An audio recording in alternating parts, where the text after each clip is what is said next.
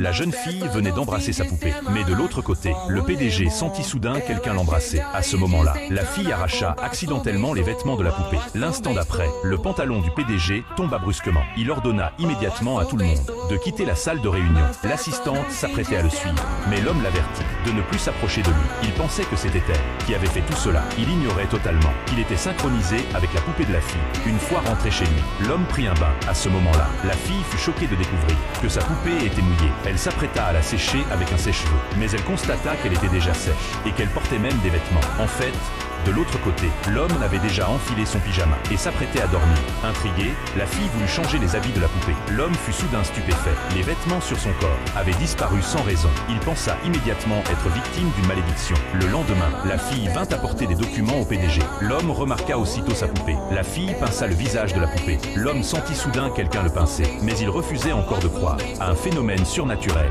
Il pensait que c'était son imagination. Il demanda à la fille de l'accompagner à une réception ce soir-là. La fille emporta donc sa poupée. Leur arrivée attira immédiatement l'attention des invités. Une jeune femme fortunée, secrètement amoureuse de l'homme, s'approcha de la fille et se moqua d'elle, la traitant de pauvresse. Elle dit que la fille ne méritait pas du tout d'être aux côtés du PDG. Puis elle prit son verre de vin et le jeta à la figure de la fille. Par réflexe, la fille leva la poupée pour se protéger. Contre toute attente, l'homme à côté d'elle fut également trempé. Tous les invités présents furent stupéfaits. La jeune femme fortunée tenta de l'essuyer, mais l'homme la repoussa, pensant que la fille avait tout gâché. La jeune femme fortunée trouva une autre occasion pour intercepter la fille. Elle lui arracha sa poupée. La fille essaya de la récupérer, mais elle fut poussée dans l'eau par la jeune femme fortunée. Dans la panique, la fille attrapa la main de son adversaire. Toutes deux tombèrent à l'eau ensemble. À cet instant, l'homme était stupéfait. Il venait tout juste de se changer, et voilà qu'il était de nouveau trempé. La jeune fille venait d'embrasser sa poupée. Mais de l'autre côté, le PDG sentit soudain quelqu'un l'embrasser. À ce moment-là, la fille arracha accidentellement les vêtements de la poupée. L'instant d'après, le pantalon du PDG tomba brusquement. Il ordonna immédiatement à tout le monde de quitter la salle de réunion. L'assistante s'apprêtait à le suivre, mais l'homme l'avertit de ne plus s'approcher de lui. Il pensait que c'était elle qui avait fait tout cela. Il ignorait totalement qu'il était synchronisé avec la poupée de la fille. Une fois rentré chez lui, l'homme prit un bain. À ce moment-là, la fille fut choquée de découvrir que sa poupée était mouillée. Elle s'apprêta à la sécher avec un sèche-cheveux, mais elle constata qu'elle était déjà sèche et qu'elle portait même des vêtements. En fait,